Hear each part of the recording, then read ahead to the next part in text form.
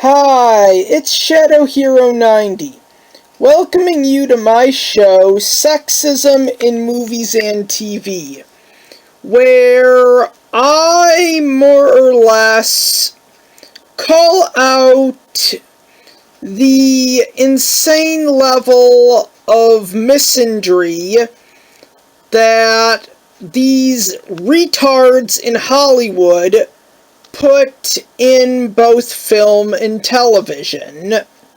Now, I've been doing this show for 7 years. But the reason as to why what you'll be seeing this season could be worse is the fact that it's marketed towards children. A demographic that doesn't exactly know how the world works and can easily be misled.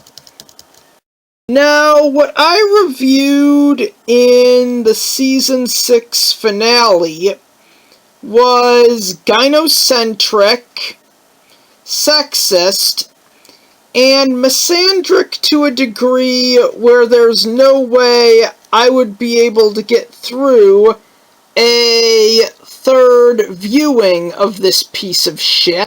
I'm currently working on this book. In this book, I'm going to be proposing a theory. And part of that theory is that gynocentric shows, like the ones that I will be attacking this season, are the reasons why young boys and young men have such unbelievably low self-esteem. And it's because that all of this sexist bullcrap is marketed to kids.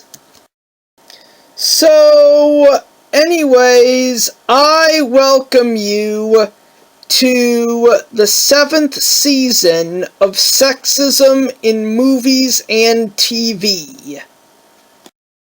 Okay, I'm going to be reviewing the 5th season of Animaniacs for this episode, or as it's more commonly known on the internet, Animaniacs 2020.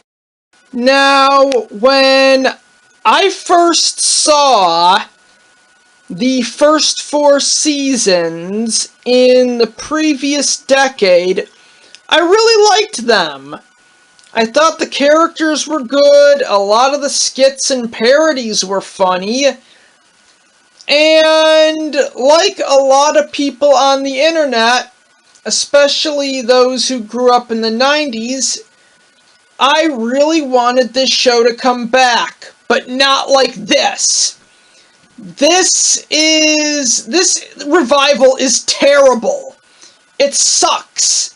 It's basically just a gynocentric piece of shit. When I saw the trailer for this horrible, man-hating revival, and I heard Dot sing the words "no mansplaining," I had a very strong idea of what this messed up revival could be. And yeah, despite the fact that I was a fan of the first 4 seasons, what Animaniacs was in the 90s, I actually gave it a shot. And I really gotta say, there was only one skit, a Pinky and the Brain skit, and one Warner parody from the Halloween special where they made fun of It 2017. Those were the only 2 parts of this man-hating revival that I actually liked. The rest of it was shit.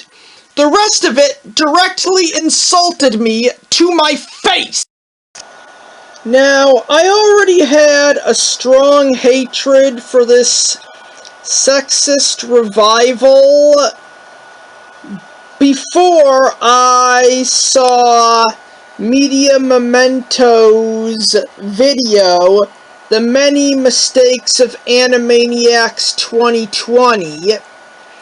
And before the review continues, I want to pause it to thank V, because a lot of the stuff I'm gonna say in the review actually came from this video, and I do agree with her on many fronts.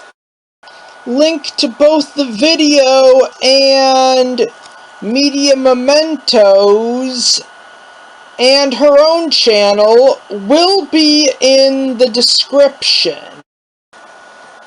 In fact, she was the one who, well, if I didn't see this video and it wasn't for her, I would have actually had no idea that the creators of Animaniacs 2020 hated the original 4 seasons, and more or less were going out of their way to sabotage it. So, V, I thank you, and I also thank Media Mementos for giving me the information that I would need to take a review that I already had planned and more or less make it better. But with that all said and done, now it's time for me to rip in to the first part of Animaniacs 2020. And what better place to start than the show's theme song? Outside of the no mansplaining and other feminist things that Dot sings in the theme song, when they actually literally called one guy a troll in their theme song, alluding to everyone on the internet, including both V and myself, well, let's just say they knew in hindsight, because it was revealed that all of this was being written in 2018, that they would be getting backlash for turning the Warners into this. Okay, on to the episodes. Episode 1, the Warners come back, and Hulu already fucked things up by changing the characters and removing characters.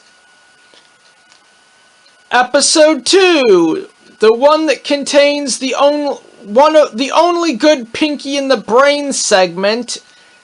Brain is a knight who has to defeat a dragon in his attempts to gain a kingdom, and then take over the world. Episode 3, the Warners face off at the Olympics against this really buff guy, and who just wants to win a gold medal. And I agree with V when she said it was hypocritical for them to include a character like this, but then at the same time say that characters like Minerva Mink and Hello Nurse are harmful sexist stereotypes.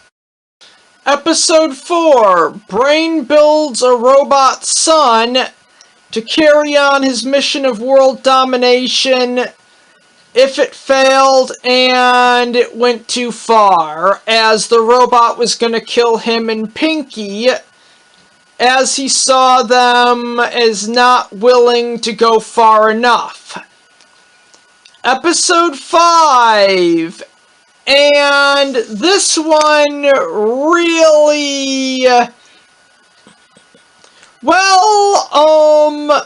they gave Minerva Mink a cameo, but not Hello Nurse, even though they said that those two characters are sexist depictions of women. Now, here's the thing. To make a revival good, you have to acknowledge one thing. If it was acceptable then, it is acceptable now, regardless of what the psychos on the internet say. The whole thing with Yakko and Wacko and Hello Nurse is they're just having fun. They kiss her on the lips, but Dot kisses all sorts of men and male characters on the lips. I really don't see what's the big deal. It's not making light of sexual assault, despite what the idiots say. Episode 6, they basically do the chibi, big-headed remake type style, and nearly lose their minds over it. Episode 7, the Warners parody... that's the one where they parody the French Revolution. Okay, Episode 8. This is the introduction of Julia into Pinky and the Brain, and I really gotta say, she wasn't needed because we already had Snowball. We didn't need a story about Brain running for president because we already got that in the original show's run. He created Julia, or should I say upgraded her, because he needed a, wife, because apparently voters are suspicious of bachelor presidents, which is just stupid. And I know, that's the joke, that he created her as a puppet, and the people like her more than him.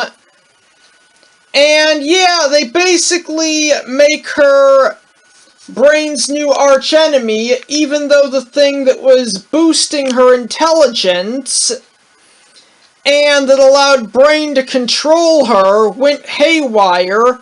Brain himself said that it would reduce her IQ back to that of an ordinary mouse, but apparently the writers had other plans because they wanted to bring her back. And then there's the fact that Julia's introduction and inclusion into the series was not needed.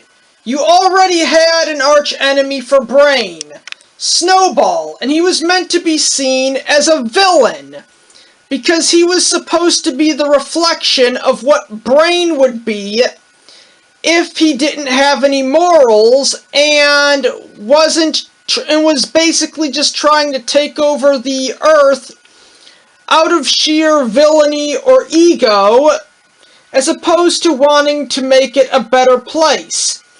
Something that was actually stated in the Pinky and the Brain spin-off show. But no, they had to create this character because, the people behind this wanted a girl boss character. They even bring her back in the next season to try and kill Brain. The ending implies that she's going to be spying on them to foil their plots, But yeah, in season 2, she returns to kill Brain. Episode 9, the Warners end up butting heads with a conductor who mutes them. And then they do that stupid skit with the gnome in people's mouths. Episode 10 is the Russian bootleg episode. And believe me when I say, they go out of their way to make these Russian bootleggers look like a bunch of sexist assholes when they're not busy making Trump jokes. Then we get the Halloween episode with the It 2017 parody, which was the only actually good parody in this steaming pile of crap. Episode 12 features a parody of 1001 Arabian Nights, with with Brain telling the story. Yeah, they parody 1001 Arabian Nights. When I saw that they were gonna parody Disney's Aladdin, I actually thought I'd like this, but nope. Nope, it turned out as crap. The joke was still, Brain's a megalomaniac, and he's telling these stories to a sultana to save his skin, and she ends up liking the characters that Pinky plays over the characters Brain plays, which leads him to tell her off. And we have the final episode, Hindenburg Cola, which is basically the Warners trying to get soda for Dr. Scratch and Sniff to make him feel better, because he's pretending to be sick and enjoys tricking the Warners. And then Dot sings a song about all the American First Ladies, and that was all of Season 1. Sings a song about all of the First Ladies, and that brings the season to an end. This was offensive to me in multiple ways. This was basically just a bunch of Trump jokes and, well, saying that men suck. In all fairness, I did watch The Many Mistakes of Animaniacs 2020, and V did say that the original 4 seasons pretended to suck up to political correctness while mocking it. And I'm not sure if she said the same about season 5, but this is not, this isn't mocking both sides. They're just going after, well, men and Donald Trump. In addition to being sexist, it's also racist, because, well, I could actually see racial coding all over this. They basically made characters that you were supposed to root for people of color while bashing men or male characters who were white or coded as white every chance they got. Okay, I also did hear about a few episodes, Manny Manspreader, which is just fucking wrong, because I'm going to say it. Manspreading is a load of bullshit. Men sit that way because they don't want to damage a certain part of their body. And these woke retards are peddling that garbage to kids. And I also heard about the episode Yakko Amako, thanks to V, which once again, thank you V. And yeah, well, although meta, it did have some problems. So I will be attacking Season 2 of this messed up revival.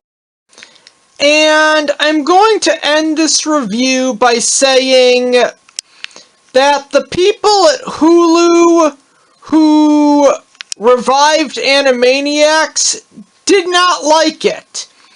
I'm pretty sure they didn't like Tiny Toons either, and intend to do the exact same thing to Tiny Toons